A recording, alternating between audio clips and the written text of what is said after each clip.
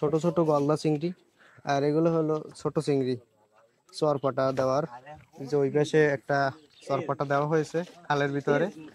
এগুলোই কিন্তু এই মাছগুলো ধরা হয়। তারা কিন্তু সারা রাত কষ্ট করে এই মাছগুলো ধরলো। তো এই কিন্তু সেই মাছ কটা আনা হয়েছে। দেখা যাক নিলামে কত টাকা দাম ওঠে। 1000 টাকা, 1000 টাকা দরে শুরু হলো। 1001, 1002, 1000 টাকা, 1000, 1000, 1000 টাকা, 1000, 1000 টাকা দরে নিলাম শুরু হলো।